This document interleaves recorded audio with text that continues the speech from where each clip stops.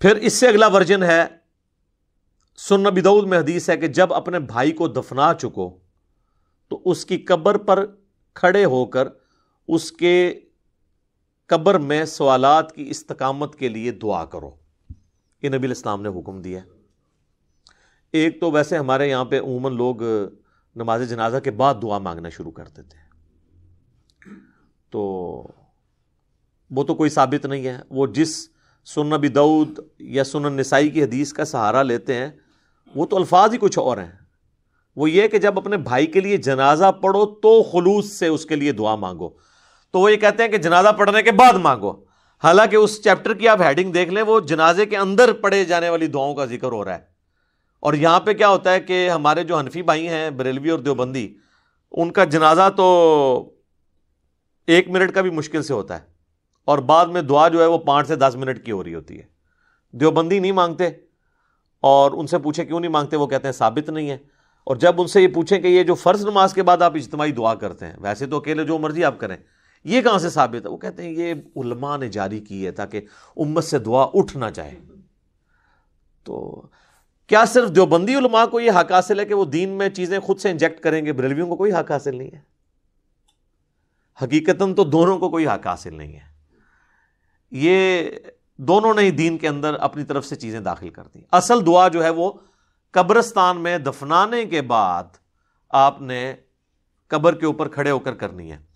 دفنانے کے دوران بھی ہے، صحیح سند کے ساتھ، مشکات المصابیح کے اندر موجود ہے، کتب ستہ میں سے یہ ابو داؤد ہے، یہ ترمذی کے ریفرنس ہے، کہ آپ نے دفناتے ہوئے یعنی 3 مٹھیاں کم از کم مٹی کی بھر کے ڈالنی ہے قبر کے اوپر.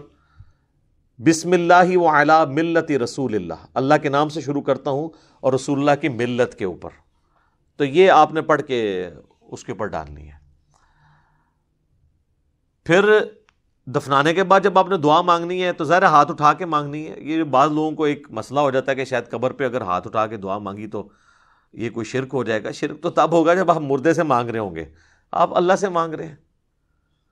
صحیح مسلم میں اوپر تلے کئی احادیث ہیں کہ نبی الاسلام نے بقیع غرقد قبرستان میں جا کر 3 دفعہ دعا کی ہاتھ اٹھا کر، اور 3 دفعہ پھر ہاتھوں کو واپس لے کے آئے.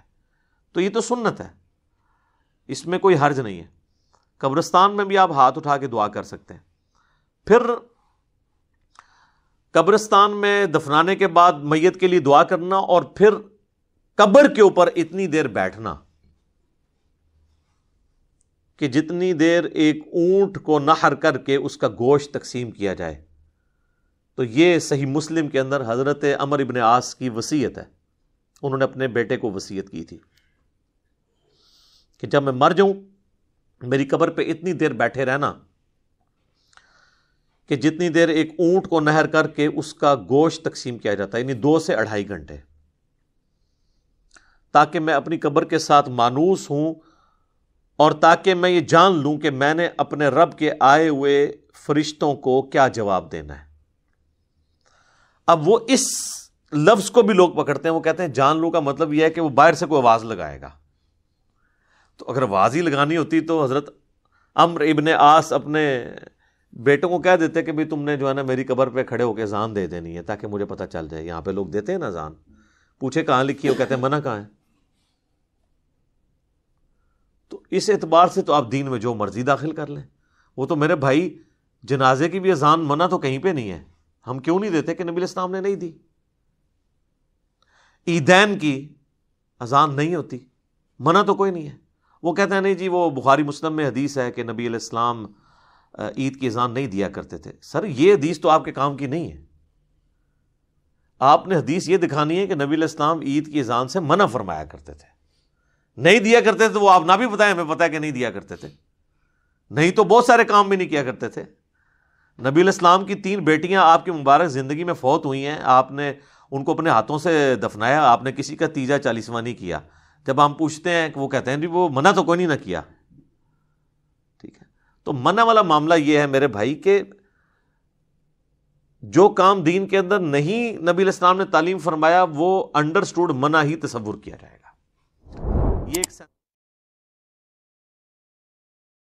یا غبی پہ کبریا اغلوا سغل میں غبا مصطفیٰ وہ مجھے تباہ اغلوا سغل میں ہوا گئے خیر الورا اغلوا سغل میں غبا شاہ انبیاء اغلوا سغل میں ہوا یا رسول